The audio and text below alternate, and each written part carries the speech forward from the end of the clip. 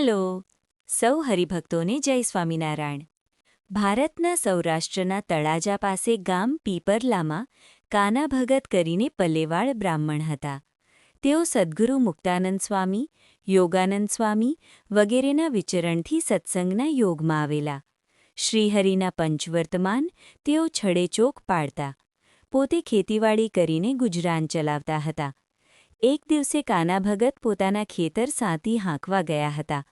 બપોરટાણું થતાં તેની સ્ત્રી બપોરે ઘાતું લઈને ખેતર જતી હતી।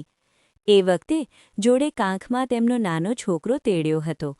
તેમના છોકરાએ વેન કર્યું કે માં, મને એક સાંઠો ભાંગી દે। એટલે કાના ભગતની બાઈએ રસ્તાના કાંઠે કોઈકના ખેતરમાંથી જુવારનું એક રાડું ભાંગીને છોકરાને દીધું।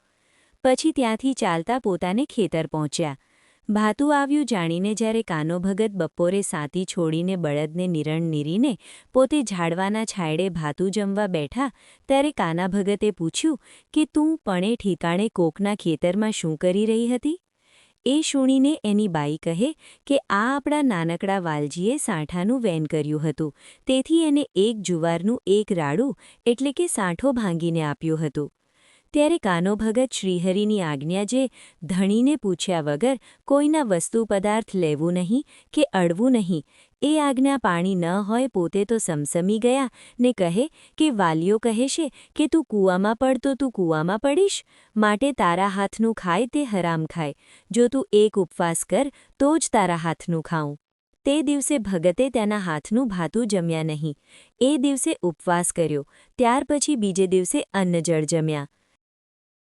એક દિવસ કાના ભગત સાંજે ગામના મંદિરે દર્શન કરવા ગયા હતા અને ત્યાં કોઈ હરિભગત પ્રસાદી સારું મગની ફળિયું લાવ્યા હતા। તે મંદિરમાં સહુ આવેલાને પ્રસાદી વહેંચતા વધી તે કાના ભગતને આપી। તે લઈને કાના ભગત પોતાને ઘેર ગયા ત્યારે તેને ઘરવાળીએ જોઈને બોલી કે આપણા ખેતરમાં મગની ફળિયું નથી, ત્યારે તમે આ કોનું ખાતર પાડીને લાવ્યા? તે સાંભળી કાનો ભગત એકદમ દોડતા મંદિરે જઈ તે મગની ફળિયુંવાળા હરિભક્તને તેડીને પોતાને ઘેર આવ્યા ને બોલ્યા, જે આ તારી કાકી કહે છે જે તમે કોનું ખાતર પાડ્યું? પછી તે હરિભગત બોલ્યો, જે કાકી એ તો હું મારા ખેતરથી ઠાકોરજીને પ્રસાદી ધરવા સારું લાવ્યો છું। ત્યારે બાઈ કહે, ઠીક। આમ બે દંપતી શ્રીહરિના પંચવર્તમાનને પરિપૂર્ણ પાડતા। ભગવાન સ્વામિનારાયણે વચનામૃત ગઢડા મધ્ય પ્રકરણના 35માં કહ્યું છે કે ભગવાનની ઉપાસના કરવી ને ભગવાનના ચરિત્ર ગાવા, સાંભળવા ને ભગવાનનું નામ સ્મરણ કરવું ને પોતપોતાના ધર્મમાં રહેવું, એવી રીતે પોતાના જીવનું કલ્યાણ થવું તે કંઈ કઠણ નથી। એ તો જેમ વહાણમાં બેસીને સમુદ્રને તરવો એવો સુગમ માર્ગ છે।